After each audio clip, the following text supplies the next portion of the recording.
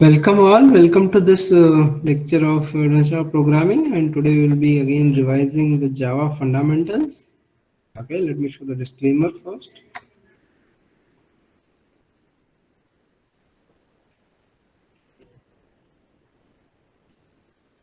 Okay, let's start now. So today we'll be looking at the concepts of Java. Specifically, it will be multi-threading. Okay, so what is multi-threading? That we'll see today. Okay, multi-threading in Java. Okay, so basically, multi-threading in Java is nothing but a process of executing multiple threads simultaneously. Okay, you will be able to execute multiple threads in a process, and those will be running simultaneously. So it will be like this: that if this is a program, that is, suppose this is a program, right, which has got some statements inside it. Let's consider that these are some of the statements which are there, okay, inside a particular program. Okay, so now what happens is there can be a sequential execution. We know that programs are obviously executed in this sequence from top to bottom, and one after another all the programs, all the program statements are executed. That's a sequential execution that mostly all the programming languages follow, right? Now, what happens is the control that is executing this particular program, that control is nothing but a thread, right? And there can be multiple threads available if the language has the support for that particular technology. Okay, so there can be, multiple threads like this running ahead, running, and suppose one thread runs for this much, then maybe the other thread gets the chance to run this much, then maybe another thread again gets the chance to run this much, and then again the next thread may get chance to this much, and then the this thread may get to finish first, and then the second thread may finish. In this way, this can be, sequence of execution. This is just an example how two different threads may be executing the same code at the same time simultaneously. Okay, so this is called as, this is just an example of how multiple threads work on a same code. Okay, now what is a thread? Basically, thread is a lightweight process, sub-process. Thread, okay, is nothing but a lightweight sub-process. Okay, it is not a process even. Okay, it is the smallest unit of processing, right? So multiprocessing and multi-threading are used to achieve multitasking. Okay, multiprocessing and multi-threading. Okay, now here in Java will be using multi-threading instead of multiprocessing, because threads here will be using the shared memory area. Okay, and we don't need to allocate separate memory area, so that saves the memory, and context switching does not happen much. So because see what happens is, when it's a process, right, when it's a process, so what happens is, in process based multitasking, if we say, if it's a process based multitasking, then what would happen in this is that basically it will have it has an address in memory. Okay, and it has a memory location, it has got some memory occupied. Okay, and each process is allocated a separate memory area. So if there is one process, suppose P1, then there is separate memory area for it. Then there is another process, then there is maybe separate memory area for it. So like P1 is some word application, P2 is some like game you are using. So these are some of the process based multitasking. And now if since it's a process, it is heavyweight. Why heavyweight? because it has got associated with it a context. A context is associated with this process. Okay. Context is always associated with a process. That context has all the information regarding its memory location, the information regarding the process being running, and all those things. Okay.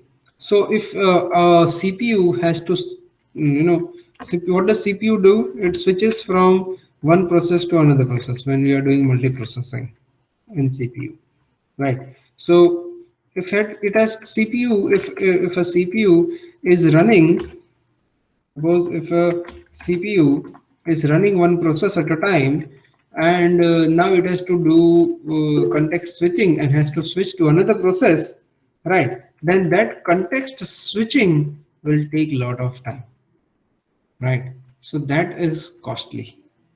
Okay, that's why it is called as cost of communication between the process is high. Okay, and switching from one process to another requires some time. Okay, like saving and loading the registers, mapping memory, memory maps, updating the various lists, right? And so that part takes time. Whereas if you see thread based multitasking, which is nothing but multi-threading, then in that what happens is that suppose this is a process, then that same process area, suppose this is a process 1, then that same process area may have different threads running on it. Okay, so this is a shared space used by the threads. So that's why it is lightweight, and there is no context required. Like this process had a context required with it. What is context? Information regarding that particular process. Okay, that kind of large information is not required with respect to a thread. Okay, so the communication between threads is low. Why? Because if this particular thread wants to communicate with this particular thread, then both of them are using the same shared space. Okay. And since it's a lightweight thing, so there can be multiple processes going on in memory. All right. And all these processes can have multiple threads running on it. Okay. That can have multiple threads running on it. You see, that's how the multi-threading may work. Suppose this is process 1, this is process 2, and this is process 3. So all the processes may have different threads running on it. Okay, and so how do you achieve multi-threading? You achieve it with the help of the thread class. Okay, so let's start with how to make that particular part. Okay, I'll say new Java class, and here we'll take an example of okay, before we start this, let me show you that which are the states. Okay, states of a particular thread in Java. Okay, so there are basically the states. Let me, so one is a new state. Okay, the the thread may be in new state, and it goes into a runnable state, goes into the runnable state. Okay, whenever basically you uh, start the thread, whenever you start the thread, it goes into runnable state. Okay, and from runnable state it can go into the running state. Okay, it can go into where the running state. Okay, and then it might even get terminated. Once it finishes, it gets terminated. Okay, This is a normal sequence of a thread, right? So when does this running happen? This running state happens when the run method is running, right? Or when so if run method if run method is finished, run method execution finishes, then your process gets terminated from running to terminated. Or if a stop is so if run finishes or stop is executed, stop method is executed, then your thread goes to terminated state. Now there is some block state, right? These are non-blocking. These are basically runnable is it means it is able to run, but it doesn't mean it is running. It might be even blocked. So it might be go to a non-runnable state, which is nothing but a blocked state of which is nothing but a block state of a thread. Okay, and if it is running, from running, see, this runnable means it is able to run, it is waiting for running. Okay, and so it might be if you say from if it has gone to running, and then from there if you invoke method like sleep, okay, or if it blocks on input output, or it waits for a lock, okay, or waiting for a lock, if this kind of things happen, right? Or maybe suspend, or maybe wait is invoked, right? If this kind of things happen, then your running thread may go to non-runnable state, and from non-runnable it may again come to runnable state, depending upon maybe sleep finished, okay, sleep finished, or we can say sleep execution done, okay, or maybe IO complete, okay, IO finished,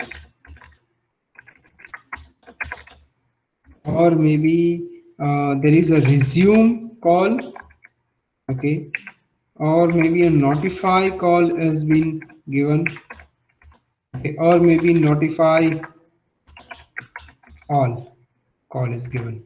Okay, if this kind of things happen, right here we forgot to write blocking IO. So if these kind of things happen, then it might go to non-runnable state, okay, and if these kind of things happen, then from non-runnable it will again go to runnable state, and from there it may go to the running state. Okay, so once it is runnable, then only it can run. Okay, remember that thing. This is how these are nothing but thread states. Okay, let me just save it out.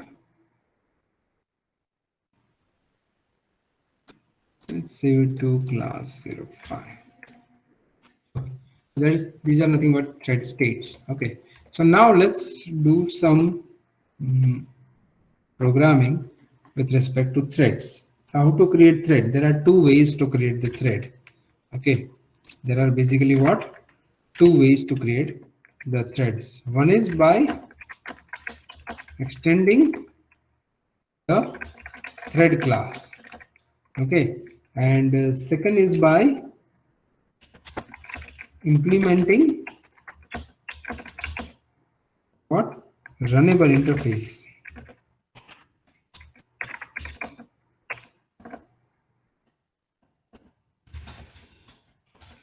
These are two methods by which you can use threads. Okay, so if we see thread class, let's start with extending the thread class, right? Let me make a new class. I'll call it as multi-threading 01. threading 0, 1. Here what we'll do is we'll say that this multi-threading,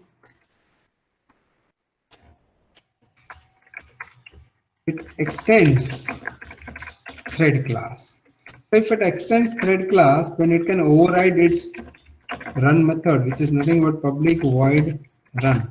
This method will have the actual code where your thread will be running. Okay, so here we say system dot out dot println and thread is running. That's what we say. Okay, and in main, what we will do, let's try it, void main.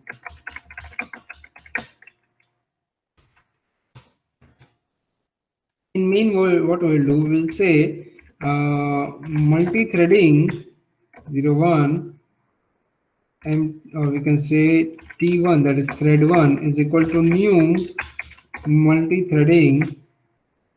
Okay, and then we'll simply say T1 dot start. Okay, and here we'll also print that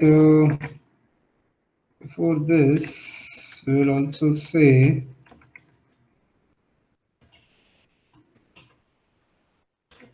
main started. Okay, and then here we will say main ended.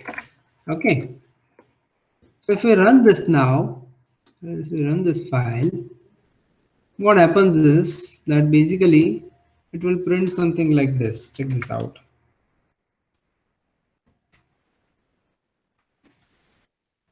Main started, main ended, thread is running. Okay, so you see, thread is running. We can see that here, if you see this code, then you will observe.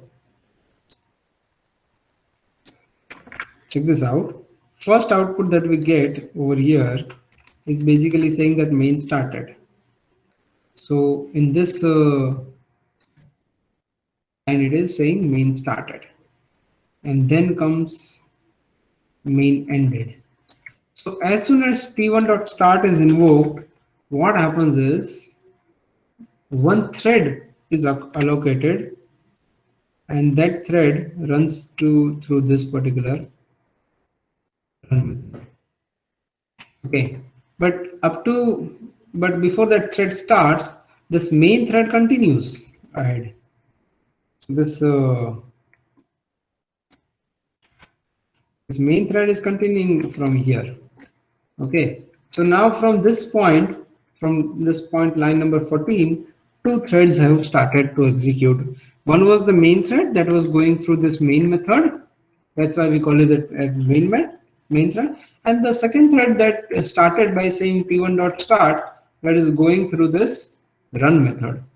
So in this way, multiple threads are running. Okay, and if you want to observe it, how those behave, let me show you.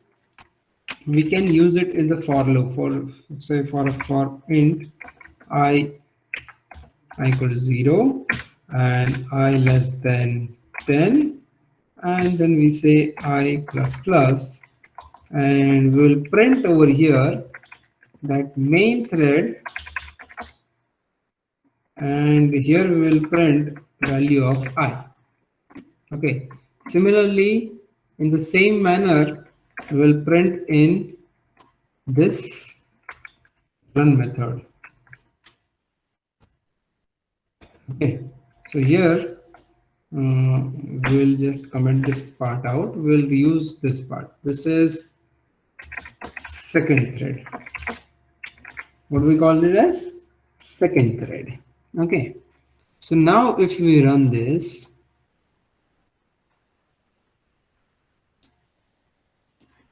check this out. First the main thread is started, right, and then it has printed all this things, and second thread has also started, and it has also started printing. So right now the threads are executing in sequence wise. Okay, but let me make it to 100, then you will get to see the basic difference. Maybe let's see it now. Okay, so right now also main thread is okay. Now you see here, you get to see the basic difference between both the threads. Check this out. Here it shows that main started, right? Then we started the loop. Obviously, when we say start, when we call the start command, it will start a new thread and it will send that new thread to be executed on the run method. And main also continues. So main has a for loop and the run also has a for loop. So you see, up to this part, main thread executed, right? Then you can see that the second thread is executing this part, right? Arrow send the show the arrow like this. Then you see again main thread has executed. Then again you can see that this much part is executed by second thread. Again there is main thread. Again there is second thread. You see, there is no specific sequence in which it may go ahead, right? There is no specific sequence in which it will go ahead. This is how you get to see thread execution. You see that? This is how you get to see the thread execution. So see, various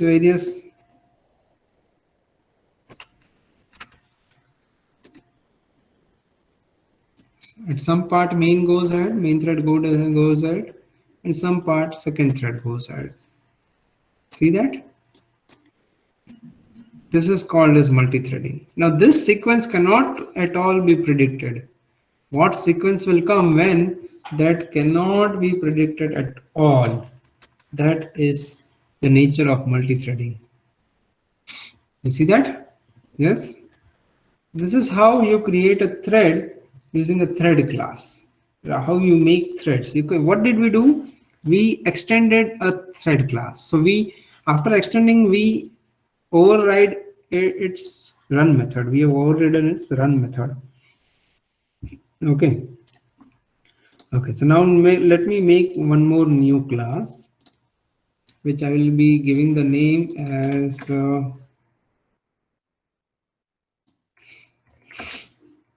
multi-threading 02. And here I will say that here what we will do is, here we will implement runnable interface. Okay, here it will implement runnable interface. Okay. So see, as soon as I wrote implements runnable interface, it gave me the error. Since this is an IDE, it can give us the error right away. It can show us the error. What is the error inside the code? So you can see it is showing that multi-thread 02 is not abstract and does not override abstract method run in runnable. Okay. Multi-threading 02 is not abstract and does not override abstract method run. So we have to implement a run method. So what happens is thread class also implements runnable and has its own, it has implemented run method. When we extend thread, it is something like this. This is runnable interface, and this is thread class, which is nothing but implementing runnable, and then our class was there.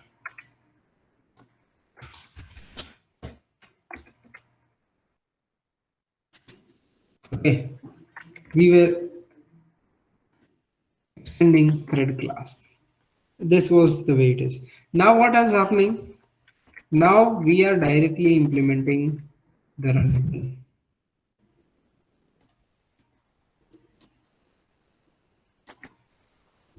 Now we are directly implementing the runnable interface. Okay, so we have to implement its public void run method. Okay.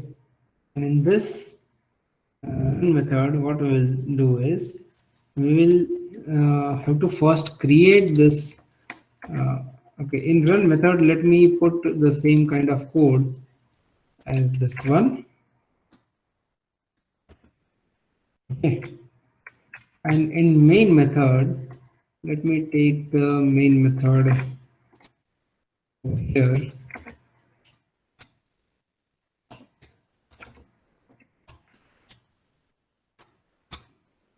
Here what we'll do is, here we'll say multi threading 2 T1 is equal to new multi-threading 2. Okay, so we have created an object of this multi-threading which is nothing but a runnable object, right? Now we will create a thread object by saying thread T2, right? So this is, let's say, empty1, and this is thread P1. The thread P1 is equal to, we will say new thread, and then there we will pass an object of runnable. So this empty one will be passed over there. Okay, so this empty one is what? A runnable object, and thread needs a runnable object in order to execute over it. And what is the feature of a runnable object? A runnable object has got a public void run method inside it, and it is implemented a runnable interface. Okay, that's what the feature of a runnable object. So you pass this runnable object as a target to the new thread object, creating the new thread, right? And then we'll say p1 dot start. So this will start the thread. Okay, and we also take this loop afterwards over here. So main thread also starts and the new thread also starts. So if we run this file,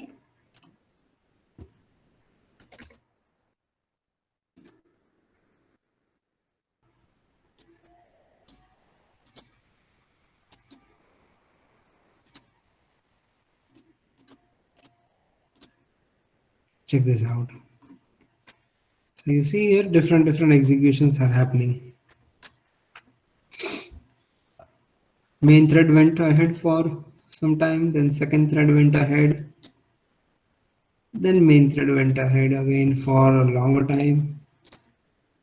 Second thread, main thread, second thread, main thread, second thread, main thread, second thread. You see that? This is how. So this sequence cannot be predicted at all. This sequence cannot be predicted at all. Okay, that is the best part of what? Of multi-threading. Okay.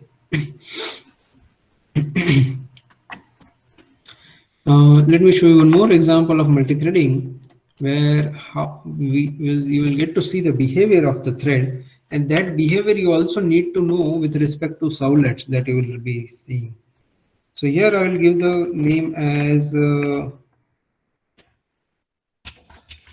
multi-threading 03. Okay, and in this what we will do,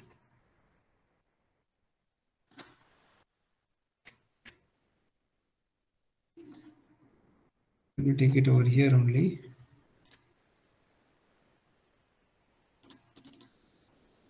Here in multi-threading, we will basically implement this run method. Okay, let's extend this thread over here.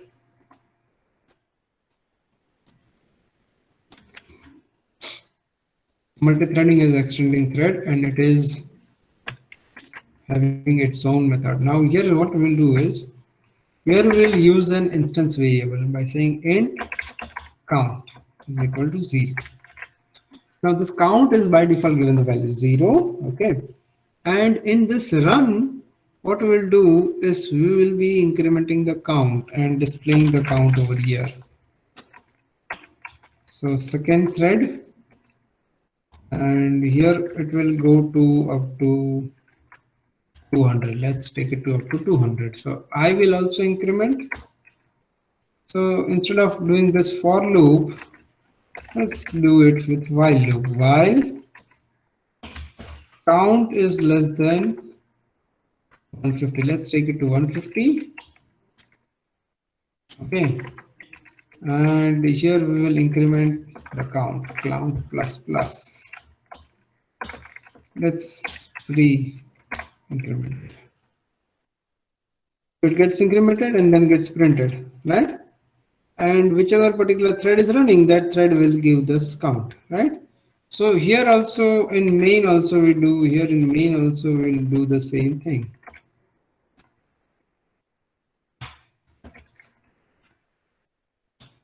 In main, what we'll be doing is we'll be creating a multi-threading object.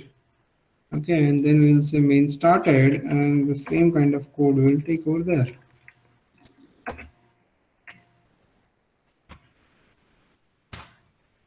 How do we start this? First we create an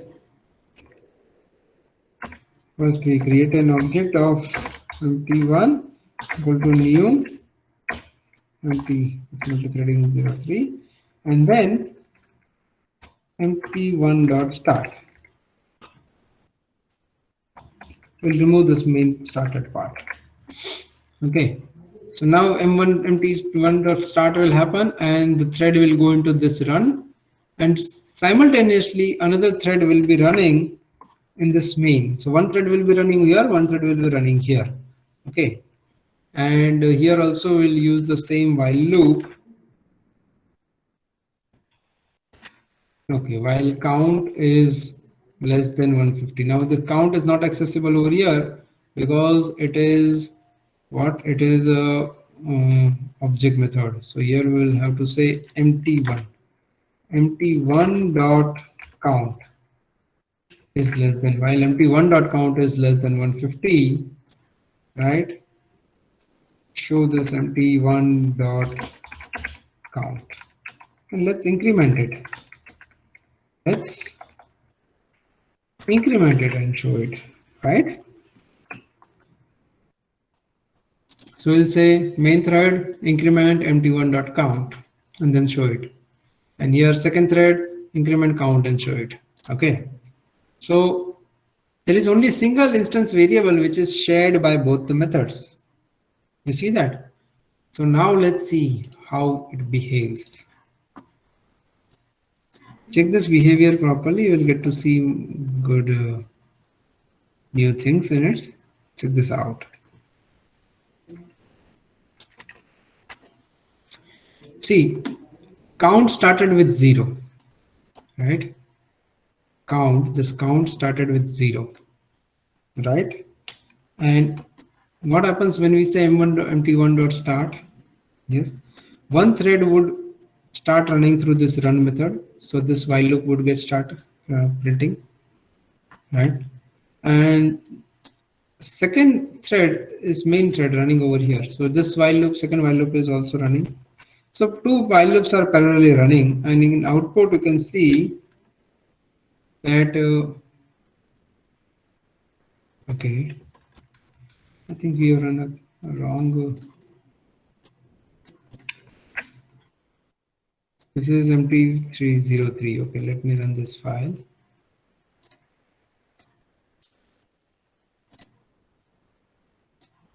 Okay, here you can check this out. This is the best part. Main thread starts with 1, second thread continues with 2, main thread takes it to 11, second thread, oh, so now see, check this out, main thread says 3, okay, now second thread has taken it to 4, but it is printed afterwards. You see that the output statement has executed afterwards. Execute that plus increment happened before, in between these two parts, in between this main thread 3 and main thread 5, it had incremented 4, but the output it had to wait, so it has waited so much.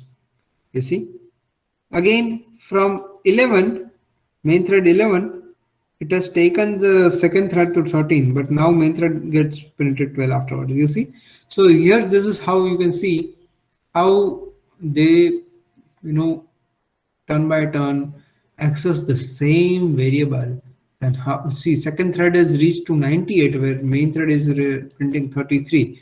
So second thread would not have printed 33. Check that. Let's check it out. Yes, here it is.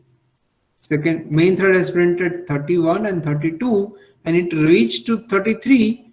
In the meantime, second thread continued. Second thread had got 30 and then the second thread from 34, second thread had gained the control, and now you can see second thread is taking it up to uh, 98. Oh my god. So from 34 to 98, second thread is continuing executing. Now main thread has got the chance to output, so it is just outputted 33, although the value has incremented up to 98, but this output was remaining. Increment had already been done, but output was remaining. Now again, second thread takes the chance, right? Now main thread will execute. Now main thread's chance comes. So it also increments and also continues from the last. So you see from second thread it was reached the count on 99. Now main thread takes it to 100. Again, second thread increments it to 101, but before that main thread takes the chance. You see, so this is how the behavior of threading is happening, right? It is not printing 130. Main is, see, it's not like main thread is executing and counting up to 150 and second thread is also counting up to 150 and both are showing you 300 output. No, this is total 150 numbers. Okay, this is total 150 numbers. If I just resume it to 20 or maybe 30, then you'll be easily able to understand the output. Let me again run the file. So here is this is it. Oh, you can see it is directly started from 2. Main thread had taken the control of 1, but it did not get the chance to output. So second thread got the chance to increment and also show the output. Then main thread continued up to 8. Then in between 5 is not been printed because at that time second thread would have got the control but did not get the control to output, just to increment. That's it. See that? So this is how threads behave. Make sure. So these all numbers these are up to 30 numbers. That's it. Not more than that. You see that? These are total 30 lines. So that's the main point I want you people to understand. Okay, that how threads behave. Okay, so any doubts in this, you people can ask me, guys.